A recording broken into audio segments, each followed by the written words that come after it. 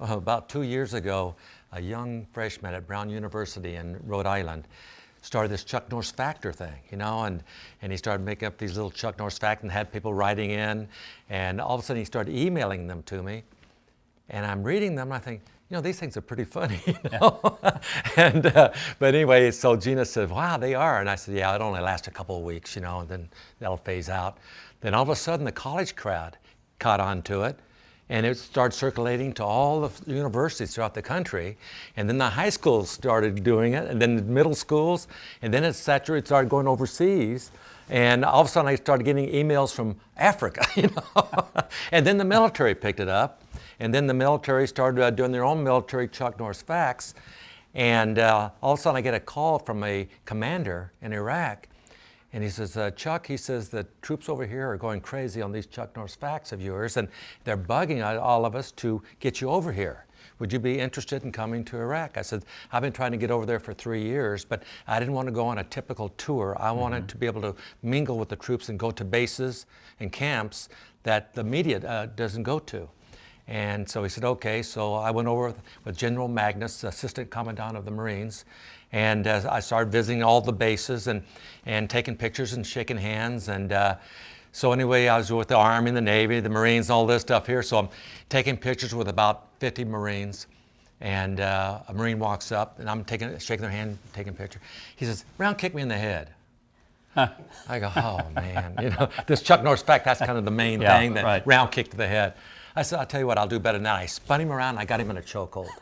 So they took the picture of him and I let him go. Next Marine comes up and says, get me in a chokehold. I said, oh no, So now every Marine that comes up, I'm getting him in the chokehold, and about the 30th one, I get him in a chokehold, and the guy starts fooling with the camera. And he's, messing around with it. I choke him unconscious. He goes to the ground. Oh my gosh. And now I'm looking down, and now all the Marines are taking pictures of their down comrade. And so now I'm down there trying to, revive him, and I finally revive him, and he wobbles off, and I said, no more chokeholds over. But anyway, through that tour, I visited 11 camps and shook hands with 18,000 troops. 18,000? 18,000. Wow. And then I just got back in September from my second tour over there, and I visited 17 camps on this trip, and shook hands with about 20,000 troops. But I had to tell you, Mike, it was an incredible experience for me to see the optimism of these troops over there, and see the difference, what a year makes. The last year when I was there last October, and then there this year, September, when I went over the last year, I didn't meet one Iraqi. There were no Iraqis around. And this trip here, I met hundreds of Iraqis. And I says, what's the difference? And the commander said, well, the sheiks are now starting to cooperate with the military because they're sick of the Al-Qaeda. They're fed up with them, and so now they're sending their young men to join the Iraqi army and the Iraqi police force. And in fact, the locals are now warning the convoys where the IEDs are in the road. And they're actually finding more of those than what the EODs are finding in the road. So I saw a dramatic change for the positive on this last trip over there. I was over there like 2 years ago. And it was I'm so glad I went, because I went there in Afghanistan, Pakistan, Kuwait.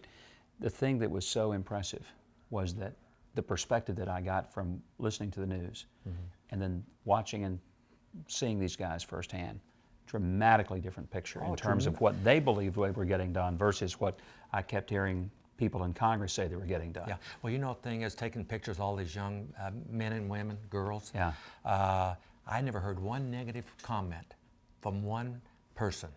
The only kid that came up that was a little solemn, and I said, something bothering you? Yeah. He says, yeah, I just lost my friend yesterday. But that was the only person that didn't come up smiling and have a positive view on what they're doing over there. And so the troops over there feel they are making progress. Well, and I talked to a lot of our Guard troops, because that's who I primarily went to visit. And so these are citizen soldiers from back home. And I pulled them aside. I just want to make sure you look me in the eye and tell me, are you getting what you need? Are we doing good here? Because I really wanted to find out, not the military briefings, but I wanted to go offline with some of these guys. And I still couldn't find anybody that didn't believe that they were making a difference and that it wasn't going to ultimately result in stability and a safer world. So it was it was very reassuring to me that no matter what I heard back here, what I saw with my own eyes and heard with my own ears was very encouraging.